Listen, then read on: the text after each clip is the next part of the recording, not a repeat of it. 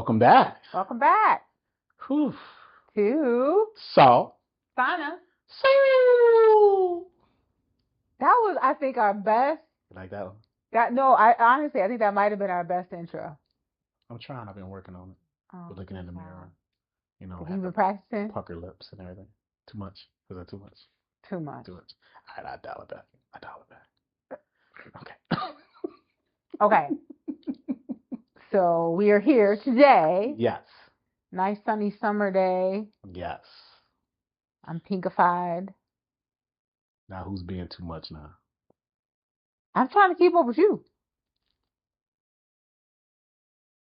Okay. Get on my level. I'm putting tea. We're moving on. Okay.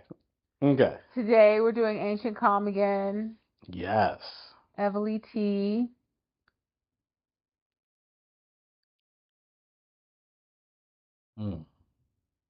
I do like the color of it.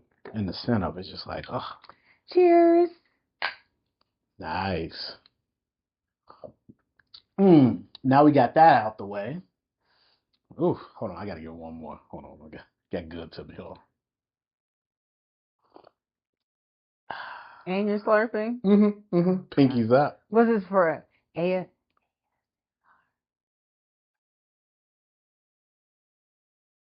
It's so interesting that is a thing. I can't even do it. It's too You're going to work on it. Practice. It's too warm for me to see. Okay, now let's get focused. Let's tell the people why we're here.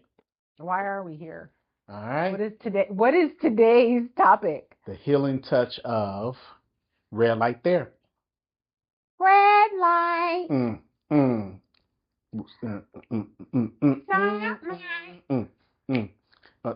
Okay, wait. We ain't got enough money. Okay. We can't pay for. You can't pay boost. Okay. All right. You can't pay for that. Whew. All right. Red light therapy. Red light therapy as it relates to like muscle recovery, skin care. Yes. Even about just healing for joints and tendons and ligaments. So let's talk about that. We got a few talking points today that we want to kind of cover. One is, what is some of the clinical evidence of the benefits for the skin? Just the skin. The skin? Yes. See, my head just keeps going. I'm still on red light. I'm gonna help you. I'm gonna help you out. I'm gonna help you out. Okay. Let's reset a little bit. Okay. And then first, let's start off with you explaining red light therapy. What is red light therapy? Okay. And how did it catch your attention? How did it catch my? Okay. Okay. So before we start getting into the meat and potatoes. So red is a wavelength. And some of it is visible. If you can see it, then that's the color red. But there's also okay. We're gonna keep this very like non-clinical. This is for the everyday people out there. Yes. Okay, so you can see it. It's red. That is a wavelength of light. Then there is infrared. So when we talk the infrared sauna, you cannot see it, but it's still within the spectrum of red.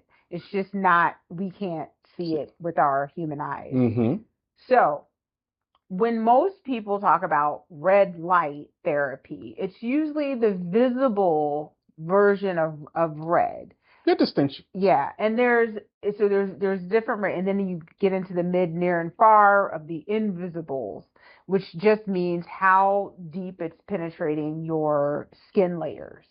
So red, the visible one, only can go so far within the skin layers, so it's kind of getting that top layer of skin, versus the infrared gets further down, can work more at the detailed cellular level. Okay. That's the difference between, without getting too clinical and technical and all of that.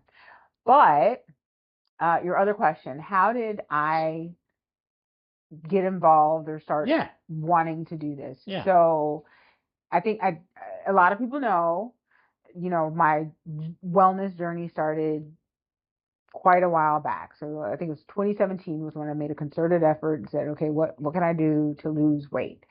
And I was just talking about this today to one of the ladies that comes into the studio occasionally. And I thought I had told her. I was like, yo, I used to be like 300 pounds. And she just said, stop it. And I was like, I told you this. And she's like, no. And then I pulled out my phone and I scrolled, because I keep on my Insta all these old pictures. And I was like, here's one. And I showed her a picture of me back in, like, I don't know, 2015 or something like that. And I was like, yeah. And she's like, and at first they're like, that's not you. And I was like, this is my Insta. This is me. You say, this is an AI picture now. Damn it. This is you. I can't believe it. This is me. I was like, I ain't embarrassed. They're Look, taking this AI stuff too far. Yeah. And so then they both, it was her and another lady, they zoomed in on it. And they're like, damn. They're like, wow. And I was like, yes. How do you, hold on. They zoomed in on you? They did, yes. You know what I'm saying? Out. So your face wasn't big enough, so they got to zoom in. Because they didn't believe me. They didn't. It was a picture of me at this wedding, my friend's wedding. Yeah. I was taking a picture with him, and yeah. Usually anybody else, somebody would get offended by that. Like, hold on, you have to zoom in to see me. I'll be in my feelings. But no, I'm sorry. I'm hijacking your story. I'd be like, yeah, go out there and look. You find me on Instagram. Hey, you can find me on Google, Donna Jolly 2015. See a picture. West Monroe. I had a big old face. It was beautiful. I was beautiful, though. I was beautiful. Beautiful. I was. Velvet. Mm-hmm. Okay. Okay. Keep okay. Anyway, so at the time of my wellness journey, at the very, very start, I think red light back then, it was known in the beauty spa space, but it was very kind of like early on. A lot of people weren't using it, and I had heard about it, and there were really the only way to get it was at specialty, locations, boutiques. And so I found a tanning salon that did it. And the reason why I decided to try was because I knew that once you start losing weight, especially when you start at a higher weight and you're trying to shrink down smaller, you're going to have a lot of excess skin. And my thing was, I didn't want to look like how some, people, public figures looked when they started losing a lot of weight. Yeah. I was like, yo, I need to figure out a way to keep my body going down with me. Yeah. So basically helping your skin to regain its elasticity enough as it's shrinking down, that it doesn't stay as loose because of the extra weight, and it start getting tighter, Yeah. Gotcha. And there's always going to be, like, it's not going to be perfect, but I knew, hey, this is something that I need to look into, because they're saying that this will work to help skin elasticity, to build collagen in your skin. And I was like, okay, well, let me start now. So before I started losing weight, I signed up with this tanning salon, which, I walk in and they're looking like, wait, why are you here? And I'm like, I'm here for the red light. They were like, wait, hold on. God gave you already a tan. I'm here for the red light. And then it was always like, you already bronze. Yes. They're like, oh, okay. And so I think this kind of segues into kind of one of the other points, the different types of red light. So you can get it in a form of a bed, like a tanning bed, where you lay down and you're bathed in the light. You can get it where you stand up and kind of walk inside a machine and they go, and you're getting kind of like full bodied. There's towers that you can sit in front of or lay down in front of. There's face masks that you can put on your face. There's wraps that you can put. I just found out yesterday about that. Yes, which I thought you knew. Yes, you can put a wrap on your knee, on your ankle, on your back. There's blankets now where it's like you lay down and you just kind of wrap yourself in it. So there's all these different ways now that you can, get a red light treatment. But and how I think about it, I'm sorry to interject real quick. I often think about the technology piece as focal Yes. Treatments of using red light to wide, broad spectrum, right? Where you're talking about the towers, which we have and we have in Halo Heat, and also the whole like machine, the 360 or laying in the bed. That to me seem like full spectrum is handling your whole entire big Don't call portions it of your full body. spectrum because that's I'm something sorry. different. I'm sorry, maybe full range, maybe. Yes. Full range. Yeah. Because you're right, because we're dealing with light, and I got to be so, very careful about spectrum is often used for that. But okay, so it's like full range where you can cover big chunks larger of areas of your body body or your whole entire body, compared to the real focal ones such as like the mask or the tape, individual wraps, or if you just got a simple blanket, which is nothing wrong with those. It's just to me, I think one is more efficient because it can cover everything. Yes. And then there's also, you have to also say, okay, are these like LED versus, I think it was a diode. I can't think of the name. Because not all red light like is actually the same, correct? Because of the intensity. The intensity of it, right? Because you got to know. You can get medical grade. Yeah. And then you can get commercial grade. Yes. And so like when you're thinking like some of the masks and things that you're putting on your faces, those are usually kind of just commercial grade. Do they work? Yes, they work. Some work better than others. I'm not going to get into specific brands or anything, but yes, some work better than others. But do they work even if you got the cheap one? Yes, it will work. But when you do the ones that are like for your face, because I think one of the things to think about is, it's like, well, how can you do that and have it so close to your eyes or whatnot? Again, it depends on the type of light that they're using in the device. The LED ones don't get as hot. They're not as bright. And so that's one of the reasons why you can have it really close to your face. Yes. And not do as much damage. But even those devices will tell you, don't look directly at the light. For all of these things, don't just be like, oh, let me just stare at it. Let me look at that. Let me do that real quick. Like when you get a near-death experience. Don't do it. Don't go to and don't do it if it's a laser level medical grade. Don't just get up on. Don't do that. Don't do that. If you have sensitive eyes, things like that, just be careful. Use protective eyewear, as a default if you need to. But I don't. Did I answer the question? You did, and you start going into more elaborate, which I think is a great way to segue into what is the benefits, right? Okay. Of red light, right?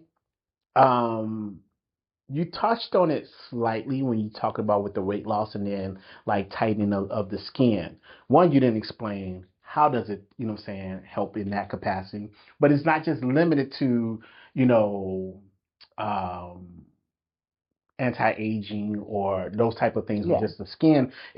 Now you go to another level in terms of benefits based off of performance, recovery, injury, and things like that, and wound. So like let's touch on that for a few minutes about muscle recovery, wound healing. When you had some trauma to the body. Okay. And how does that? Okay. So one scientific term I'll say, photobiomodulation. Because I like the term. Photobiomodulation. You say it all the time. I like the term. But it's basically using light in order to kind of wake up the cells. And so that's the crux of how this works. The light sends signals to the cells, the mitochondria, using terms now, sorry, mitochondria in the cells. So the cells, if you remember from, 6th grade biology class, you draw the little kind of blobby looking thing, and then it had the little hair follicles on it. Okay, Everybody should remember that from like 6th grade, maybe 4th grade. I don't remember what grade, but back in the day. One of those grades. Everybody drew a cell and you had a little nucleus in it. So now, if you don't remember this, you were not paying attention. So your nucleus, you get the little outside and everything looks like a little blob and then it's got hair on it. Those hairs are the mitochondria. The hairs, as we get older, if we've, had an injury or something like that, they may be kind of like, I don't know. You could think Eeyore. I don't know. Okay. So light wakes up the cell. It says, hey, wake up. You got a job to do. And so then the little hairs on the cell, the mitochondria, say, oh yeah. So I gotta do my job now. Yeah, it goes from Eeyore to Tigger. So you got Eeyore to Tigger. Everybody remembers Tigger. Bye. And so then the cell says, oh, I've got this job. Yeah. So we're talking about collagen production. Mm-hmm. When we think about, our tendons in our body and how the skin itself kind of is woven together and fits together, all of that is supported by collagen, right? And so if you have, say, like a sports injury, you've kind of like, pulled the tendon or something and it needs to kind of heal and all of that. Mm-hmm. Having that red light directed onto, say, your ankle, your Achilles, your tendons in your foot, whatever, it helps it to directly impact the collagen production of that area, helps those fibers that use collagen get back into alignment, figure out what they're supposed to be doing, and speed that recovery process. Yeah. And so that's kind of like why in some cases people have, or maybe their first red light experiences in more of the focal, right, treatments, because they're really trying to address, an injury. Like last night we found the guy telling me about he tore his Achilles and he used the tape to wrap the red light on a particular focal area, which nothing wrong with it, right? It helps you make sure you really target where that trauma has happened. I also think that people don't think about it as a reoccurring daily maintenance. So because we're doing, like, I don't know if this is really a true medical term, but I think it's the best way for everybody can understand. We do micro kind of traumatic things to our body all the time, right? Whether you're doing a physical job, sometimes, even sanitary jobs, you sit in a certain posture and your body is not meant to stay in that hinged state for 8, 10, 12 hours at a time. It's just really not designed that way. So you're doing trauma. Not enough to say, hey, let me go to the doctor and get surgery. Let me go have to do rehab. Let me do whatever. But yeah, it's about time to help your body speed up this healing. And it's natural, like wake up those cells so they can function and do what they need to do to get yourself back to your neutral, right? Everybody has a neutral, which is the more ideal state, right? When it comes to the biology. So see, now I'm homeostasis. Yes. See, I'm trying not to do the clinical stuff today. I'm trying it just bubbles up. Keep it just general conversation, like talking to friends.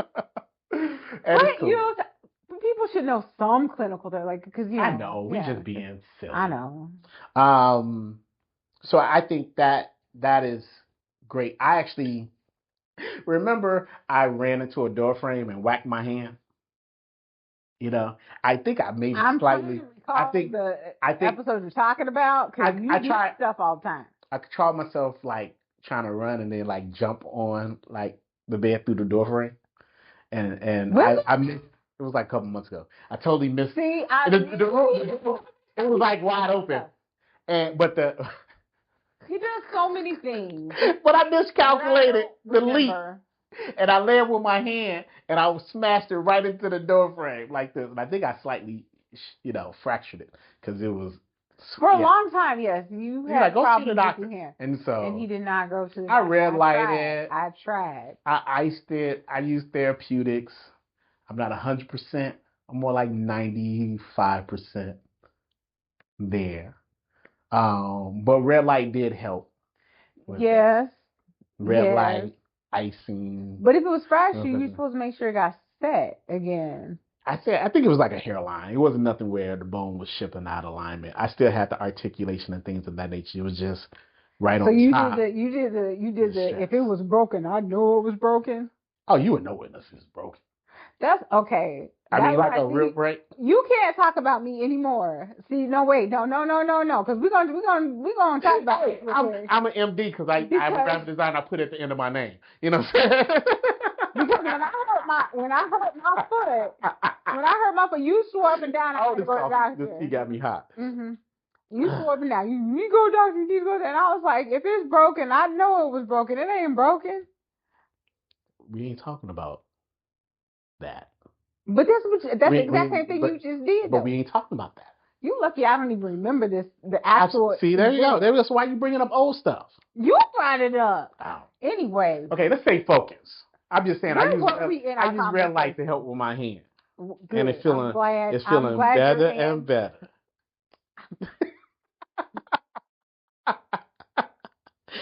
Okay, Mr. Silva. Mm-hmm. All right, keep moving on. Where are we in the conversation? All right, so we have here, what is the ideal timing for red light?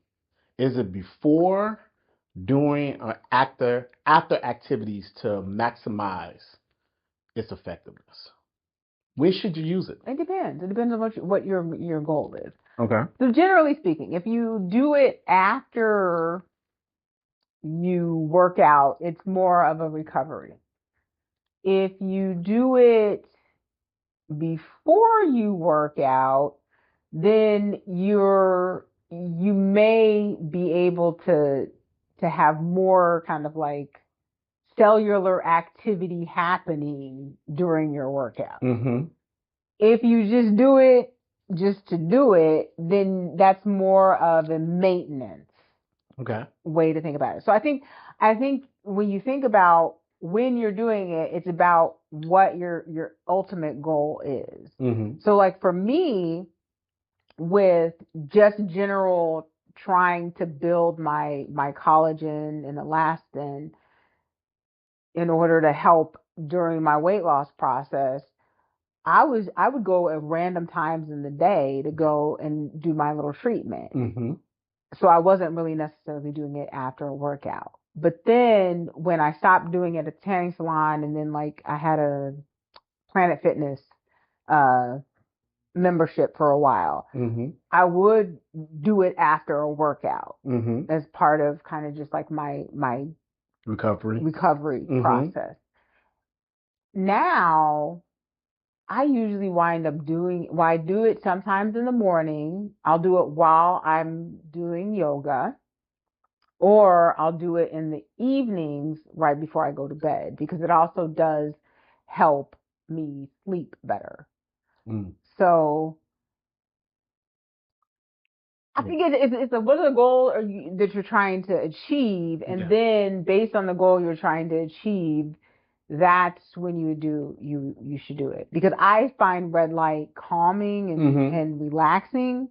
So even when I would do it in the middle of the day, sometimes when I would go to the tanning salon, I would sometimes leave the salon and I'd just be like, oh, I just want to take a nap. So that's why for me, it's always better to do it kind of like at the end, or if I'm doing it in the morning, I have to do it with something that's like I'm doing it as part of kind of like a wake up routine.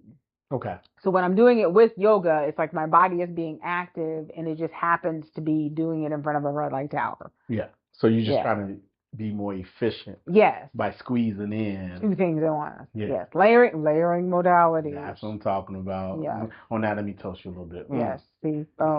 Layering the modalities. I like that.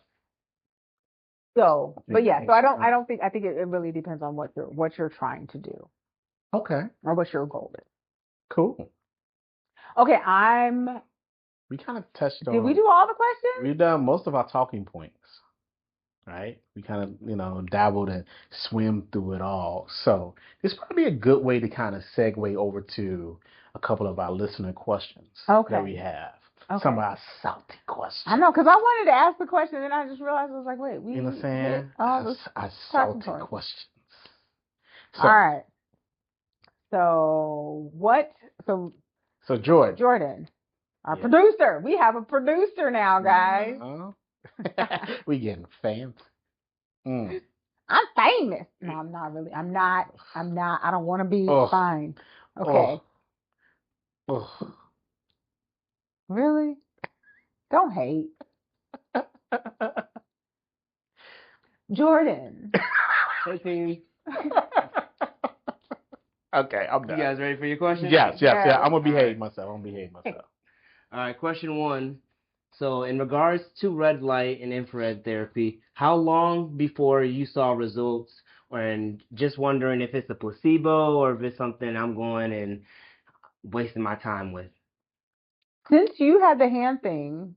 For me, I started seeing kind of more like an expedient recovery probably in about close to 2 weeks. I felt like I started to really see my hand really working on recovering. It wasn't getting as swollen as frequently, right, as it once was. And so I didn't have to ice as much.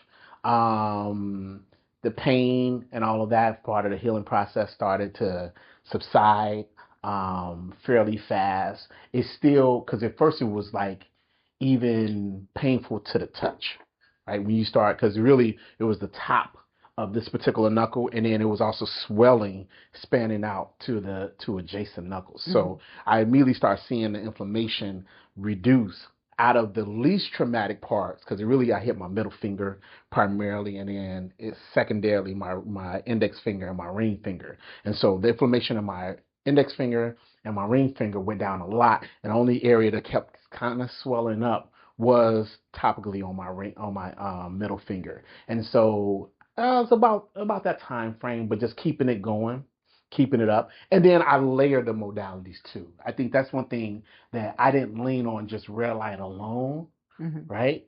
And sandwiching them with, icing, and then saunaing, and then the red light. And then I started then from there, once the pain and the healing and articulation was there, then I had to work on like stretching and elongating the tendons and the muscles of my hand, because it started to really, some points it was really starting to feel stiff. So I was like, okay, now I gotta actually move on to the next phase after about 2.5 weeks, and then I have to transition to the next phase, still doing red light throughout the whole entire time, but then I'm going to stretch and elongate, and I kind of really work the hand so I can make sure that I still have proper range of motion, because at some point it was starting to feel like he's wanting to stiff and lock up. So within that time frame of those 2 weeks, how often did you do your red light therapy? Did you feel like you were overdoing it at any point, or was it just right for you? I actually think I was underdoing it, to be honest with you. I did it from 3 to 4 times a week. In retrospect, I wish I did it daily, right? I wish I did it daily, and I did it anywhere from 5 to 10 minutes, and in rare occasions I would do longer, close to a half an hour. And in retrospect, I probably would have gave myself more time. I probably would have said, hey, do it daily for 30 minutes, at least 30 minutes a day, and focus on it. So I feel like I wasn't the best practitioner to maximize and get the recovery and speed up my time to healing. So next time I'm like, you know what, I would do better, even better at using it per, the frequency and the duration to me of time. And I think the frequency and duration also comes into play when you start talking about if you're trying to do it for beauty purposes too. So if you think about it, our skin cells change over, was it every 7 days or something like that? It's pretty frequently. I think more people and then realize. every 7 years, you're basically a new person. Okay, so It's true. Everything is your body has replenished itself every 7 years. So every 7 years, you're basically a new person. This is version 7 because I'm Anyway, so if you think about it like that, you also have to say, so if you have, like, say you have a surgery incision or something that you want to heal, it's going to take a while for all of those skin cells to kind of replenish itself. And if you're doing this like at least once a week, well, once a week, you're telling your cells, hey, build some extra collagen, heal this faster. Mm-hmm. If you do it more frequently, then you may see some faster healing, some faster results. But then when you start thinking about older scars, stretch marks, things of that nature, if you're trying to do, deep wrinkles and all that, and you start it, you're not going to see, it's not going to be like all of a sudden you got like glass face and everybody's like, oh my gosh. Yeah, no, that's not how this works. Yes. This is that over time, the new cells that are getting produced are functioning as almost like younger cells because their mitochondria are more active than the older cells, but your old cells are still there. So you still got to wait. So if you're doing it and you're doing it consistently, so there's consistency that has to come with this. You're doing it consistently, then over time you will see the results. But depending on how old of the scarring, how deep the wrinkles, will also mean how much time it may take for you to truly see a difference. So it's always good to do like a before and after. So like every week, take a picture of yourself. Like if you're going to do the face ones, take a picture of yourself before you start using the face red lights. Then a week later, take a picture and really examine the picture and say, hey, where are the moles, where's the age spots, where is and if those areas are lightening.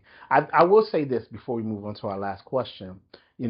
I really just want to put a little bug in everyone's ear is that the great thing about red light is that only thing it requires for you to be is patient and give it time. It's not painful. No. It's not uncomfortable. It doesn't require for you to be in any weird posture, right? You just need to find out where can you get it, or if you wanted to acquire it yourself, you're like, it's just that. Yeah. And then you just have to be patient and consistent with utilizing it, and then you'll reap the rewards and the benefits. Yeah. It's easy to engage with. And then I think the other thing we should tell people is even after you stop doing it, it's not all of a sudden your body's going to fall apart. Yeah. Again, takes a while for those cells to start reverting change over. Yeah. Well, it's not reverting back. It's like your new cells are coming up. So if you're a 40-plus-year-old person, at some point your cells are going to start to say, "Oh, I'm kind of getting tired here." So they're going to get tired again. If you don't keep them active, wake them up. Light. Wake them up. So the new cells that get produced are going to be the 40-year-old cells. All right, Jordan. What do we have? Any other questions? I think we have one more. Right? One more little small question. It was, so is it true that red light therapy is harmful to your eyes? So I think I touched on this one. It depends on the type of machine and the intensity of said machine, the lights that are being used. Are they the LED lights? Are they the laser lights? If they're the laser lights, you better wear protective covering.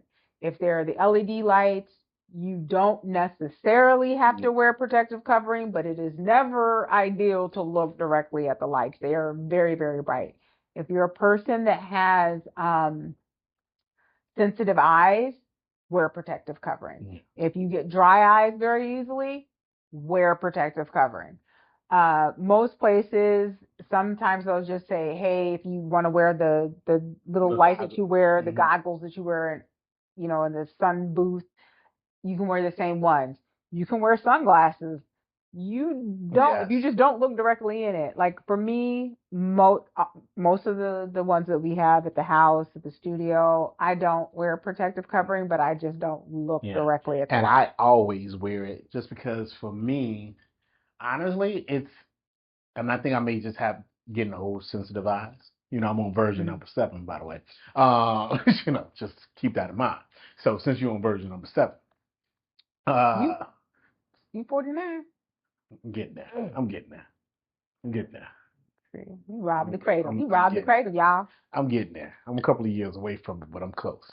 But I wear it just because honestly I can't see nothing else. It's just red. The whole room is just red, and I can't see nothing else. Sometimes I was like, I'm gonna look at my phone and watch something. I'm not looking directly at it. I can't see my phone. It's nothing else. So, with that being said, I mean, like, I wear it just because I just find, that it's just a more enjoyable experience to my eyes. And then I also realize I'm like, I'm not going to look at anything else. I'm just going to use this to relax, Like last night, I just almost dozed off in there, I did notice, because... I did the red light. Well, no, I was going to notice. I noticed that... my skin looking better. Let me finish.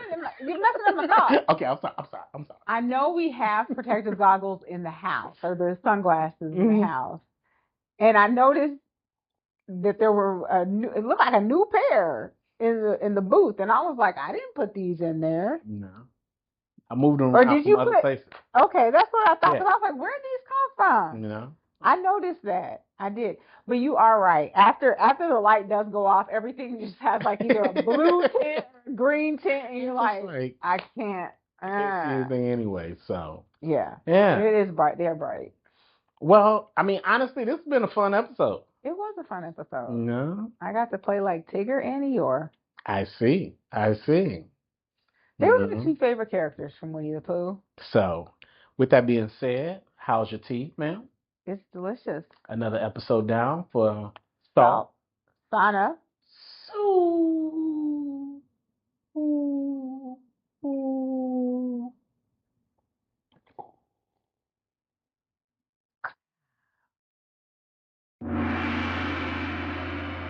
Thanks for tuning in to Salt Sauna Soul, where wellness meets wisdom, one episode at a time.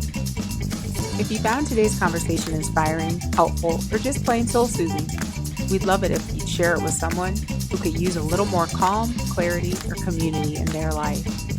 You can listen and subscribe on Spotify, Apple Podcasts, Amazon Music, or watch the full experience on YouTube. Just search Salt Sauna Soul and hit that follow or subscribe button. It helps more than you know. Got a wellness tip, question, or a story of transformation? We'd love to hear from you. Drop us a comment on YouTube or leave us a review wherever you're listening. It keeps the conversation going. This podcast has been powered by Halo Heat Sauna Studios, where touchless wellness meets total restoration. Learn more or book your next session at haloheatsaunastudios.com. Until next time, breathe deep, stay warm, and keep nurturing your soul.